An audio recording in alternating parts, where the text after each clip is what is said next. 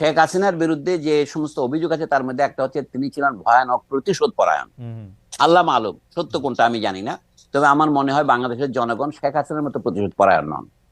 শেখ হাসিনার প্রধান সমস্যা হচ্ছে তিনি লেখাপড়া জানতেন না, আমি দুঃখের সাথে বলছি। হুম মানে তিনি ছিলেন অত, এটা প্রমাণ কি তিনি খালেদা জিয়া ম্যাট্রিক পাশ করেছে কি হুম করে নাই এই কথাটা এতবার বলতেন হুম। যে তিনি কিভাবে পরীক্ষা পাশ করেছেন সেই পরীক্ষা থেকে তাকে জিজ্ঞাসা করে নাই। মানে তিনি যেভাবে কথা বলতেন তাতে তার মধ্যে কোনো প্রজ্ঞা আছে এটা মনে হতো না। এটা এই জন্য অ্যাবসলিউটলি, বলছি। এটা অ্যাবসলিউটলি রাইট স্যার, কিন্তু তার আশেপাশে যারা ছিলেন বড় বড় সার্টিফিকেটধারী, কারো কারো পিএইচডিও আছে, দুটো একটা দেড়টা, তারাও তো স্যার একই মানে তাকেই মনে করতেন, মানে মানে আমি জানি না, মানে তাহলে ওইটা কেমনে হলো? তারা তো স্যার একটু পড়ালেখা জানতেন, শিক্ষক, আচ্ছা, সাংবাদিক, বুদ্ধিজীবী, এরা আচ্ছা কিরকম? এখন বলে আচ্ছা ধরেন আমার তাদের কথা বাদ দে, আমার যে বন্ধুরা বলছেন হ্যাঁ। বাংলাদেশে আমরা কি কারো প্রজা, আমাকে প্রজাতন্ত্র বলা হয় কেন? হুম প্রজা তো কথাটা হচ্ছে ইংরেজি পাবলিক কথাটার অনুবাদ। হুম রিপাবলিক মানে হচ্ছে থিং অফ দি পাবলিক, হুম মানে বলে না জনগণের মাল। আক্ষরিক রি মানে হচ্ছে লেটিন কথা রেসের সংক্ষিপ্ত ফর্ম হচ্ছে হুম আর ই রি। হুম তো এখন সেইটা আমাদের বন্ধুরা যারা শিক্ষিত, একটা পত্রিকার সম্পাদক, বিশ্ববিদ্যালয়ের অধ্যাপক, অবসরপ্রাপ্ত অধ্যাপক, তারা যদি এটা বোঝে না, তাহলে আপনি শেখ হাসিনার চারপাশে যারা ছিলেন তাদেরকে কি অভিযোগ করবেন? না ঠিকই আছে এই স্যার, তো ঠিক আমাদের আছে। গরিব দেশের অধ্যাপকরাও দ্বিতীয় শ্রেণীর অধ্যাপক। প্রথম আলো আর ডেইলি স্টার সম্পর্কে যদি একটু বলতেন যে তাদের আসলে। আচ্ছা না, আচ্ছা আমি বলি, প্রথম আলোর তে আপনি একসময় কাজ করেছেন, হুম প্রথম আলো তো আমি কিছুদিন লিখেছি, হুম কিন্তু গত 16 বছরে প্রথম আলো আমার কোনো লেখা ছাপায় নাই। হুম হুম কিন্তু আমি প্রতিশোধ পরায়ণ নই। হুম হুম এই প্রথম আলো এই 1900 না 1900 না কত 2008 সনে আমার শেষ লেখা চেপেছিল। হুম হুম 16 বছর পর এই 2024-এ আমার একটা ইন্টারভিউ তারা প্রকাশ করেছে। হুম আমার কোনো খবরই ছাপতো না, হুম কিন্তু তারপরেও আমি মনে করি প্রথম আলো হচ্ছে আমাদের দেশের যত পত্রিকা আছে একটা ইনস্টিটিউশন হয়ে দাঁড়িয়েছে। তার বিরুদ্ধে যারা আক্রমণ করছে এটা আমি সমর্থন করি না। তাকে হুম আমরা সমালোচনা করবো, পত্রিকাকে পত্রিকাকারে সমালোচনা করবো। সে যে সমস্ত ভুল করেছে সে তো নিজে আত্মসমর্পণ করে বলেছে সেগুলো। তারা গত সামরিক সরকারের সময় দুই হুম নেত্রীকে সরে যেতেই হবে ইত্যাদি লিখেছিলেন, পরে তিনি তার ভুল উপলব্ধি করেছেন। হুম এখনো তা প্রথম আলো একদম নিখাদ আমি এটা বলছি না, তার হুম মধ্যে অনেক খাদ আছে। হুম কিন্তু একটা পত্রিকাকে মানে আক্রমণ করার জন্য তার সামনে গিয়ে গরু জবাই করতে হবে, হুম এটা আমার মনে হয় সঠিক পন্থা নয়। এই গরু জিনিসটার একটা ঐতিহাসিক প্রতীকী চরিত্র আছে হুম উপমহাদেশে। হুম ভারতে কোনো মানুষ গরু কোরবানি করলে অথবা গরুর মাংস ট্রেনে পাওয়া গেলে তাকে পিটিয়ে মারা হচ্ছে, এই হুম কাহিনীগুলো খবর হয় নাই? হুম। এই সাম্প্রদায়িকতা উস্কানি দেওয়ার মতো একটা প্রতীকী ঘটনা কেন আমরা ঢাকায় ঘটাবো? যারা এই পরামর্শ দিচ্ছেন তারা কি খুব বিবেচনা শক্তির পরিচয় দিচ্ছেন? কিন্তু ঢাকায় তো স্যার গরু জবাই করাটা সাম্প্রদায়িক উস্কানি না, কারণ আমরা তো। নো নো, এখানে নয়, সেটা নয়। অর্থাৎ প্রথম আলো এবং ডেইলি স্টার ভারতীয় দালাল। ও, এইটা দিল্লি বোঝানোর জন্য। স্টারকে দিল্লি স্টার বলা যায়, সুতরাং ভারতীয় দালালদের বিরুদ্ধে গিয়ে আমি গরু জবাই ও করে আচ্ছা। তাকে প্রতীকী যে আপদ করবো, শব্দগুলির মধ্যে তো একটা প্রতীকী তাৎপর্য আছে। এটা যারা প্ল্যান করেছেন তারা কিন্তু এটা ভেবে চিন্তাই করেছেন। না কিন্তু স্যার আম- অনেকে আবার বলছেন যে প্রথম আলো সম্পাদক বা ডেইলি স্টার সম্পাদক, আপনি ঠিকই বলেছেন স্যার, 2008 সালের পর থেকে আপনার লেখা ছাপে না, আরো অনেকের লেখা ছাপে না, তাদের সাথে কোনো রকম মানে সেটি সেই প্রসঙ্গে স্যার না যায়, কিন্তু ঘটনা হচ্ছে যে প্রথম আলো বা ডেইলি স্টার এটিকে খুব উইটি হিসাবে নিতে পারতো কিনা, আরেকটা গরু দিতে পারতো কিনা, যে এটিও জব করো, না, উৎসব আমি করো। আমার মনে হয় সে অতটা উইটের অবকাশ তাদের নাই। আচ্ছা। আমি আমার কথাটা বললাম একটা বোঝার জন্য। হুম হুম প্রথম আলোকে সাপোর্ট করার জন্য তার পক্ষে গিয়ে দাঁড়িয়ে একটা স্লোগান দেওয়ার মতো আমার মেজাজ নাই। কিন্তু একই সাথে আমি বলবো কি, যেহেতু আমার সাথে প্রথম আলো ভালো ব্যবহার করেনি, লেখক হিসেবে আমাকে সমাজ থেকে একেবারে প্রথম আলো মুছে দিতে চেয়েছিল। হুম যদি আপনাদের এই টিভি টক শো আর এই ইউটিউব না হতো, হুম আমি হয়তো বাংলাদেশের থেকে চলেই যেতাম, মানসিকভাবে চলে গেছিলাম। তবু আমি মনে করি যে এই প্রতিশোধাত্মক ব্যবহার সঠিক নয়। আমাদের দেখতে হবে আমাদের জাতীয় কল্যাণ। প্রথম আলোতে আমি বহুদিন দেখেছি, আমি শুধু সেই কৃতজ্ঞতার জন্য বলছি না, হুম হুম। প্রথম আলোর মতো একটি ভালো পত্রিকা করেই আপনি প্রথম আলোর জবাব দিতে পারেন। আচ্ছা, আচ্ছা। তারা কি আনন্দবাজারের বিরুদ্ধে তারা কোনোদিন কিছু বলেছে? আনন্দবাজার যে সমস্ত খবর প্রকাশ করেছে, তসলিমা নাসরিন বলেছে বাংলাদেশে হিন্দুদের উপর অত্যাচার করা হচ্ছে, লিখেছে তসলিমা নাসরিন। তসলিমা নাসরিন কি আনন্দবাজারে প্রকাশিত হয়েছে হুম হুম। বাংলাদেশে হিন্দুদের উপর অত্যাচার করা হচ্ছে? এই ধরনের সাংবাদিকতা যে আনন্দবাজার করে, প্রথম আলোর প্রধান ত্রুটি হচ্ছে সে আনন্দবাজারকে নকল করে। তা আপনারা প্রথম আলোর বিরুদ্ধে আন্দোলন করছেন, আনন্দবাজারের বিরুদ্ধেও বলেন না কেন? আমাদের যে বন্ধুরা প্রথম আলোর বিরুদ্ধে মানে আপনার সোশ্যাল মিডিয়া গরম করছেন, আমি তো আনন্দবাজারের বিরুদ্ধে একটা কথা বলতে তাদের দেখি না। আনন্দবাজার তো স্যার আওতার বাইরে, বিদেশি স্যার, এটা কেমনে বলবো? নো নো, আওতার বিরুদ্ধে না। নিউ ইয়র্ক টাইমসও আওতার বাইরে নয়। এটা বলে এখন, তখন বলে আপনি গ্লোবালাইজেশন।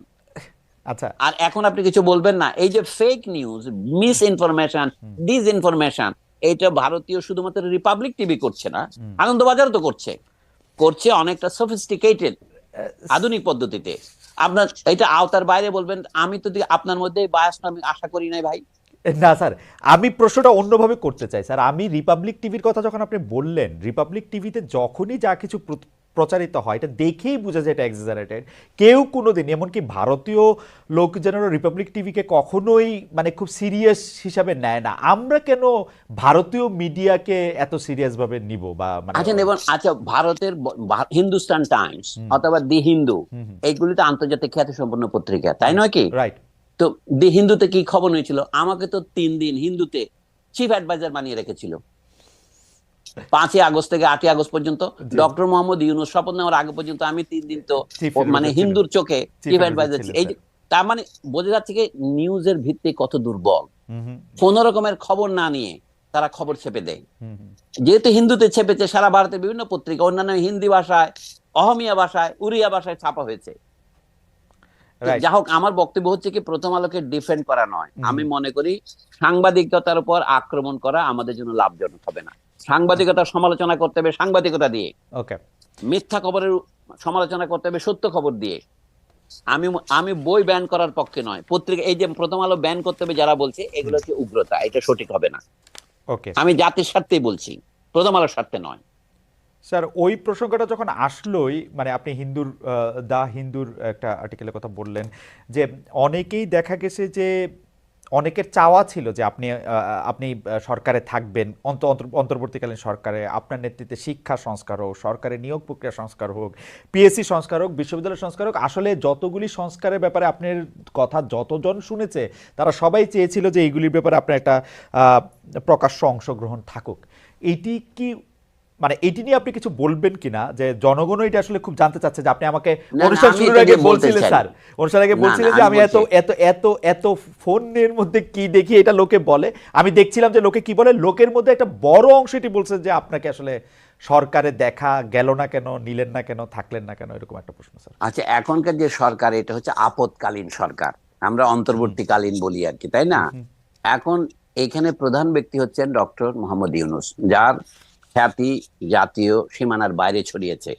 আপনি যদি বলেন যে আনন্দবাজার সঙ্গে কথা বলা যাবে না যেহেতু এটা আমাদের সীমানার বাইরে, না আমি বলা যাবে না আমি বলি নাই, আমি বলছি যারা এই আহ্বান জানাচ্ছে তারা হয়তো ভাবতেছে আয়ত্তের বাইরে, কারণ বাজারের তো না। আমি বলছি আর কি, এখন ডক্টর ইউনূস এতগুলি পুরস্কার পেয়েছেন আন্তর্জাতিক ভাবে, শুধু নোবেল পুরস্কার তো নয়, তিনি ম্যাগসেসে পুরস্কার থেকে শুরু করে আমেরিকান কংগ্রেসের গোল্ড মেডাল, প্রেসিডেন্ট মেডাল, তার পুরস্কারের তালিকা করতে গেলে এক জীবন পার হয়ে যাবে। রাইট।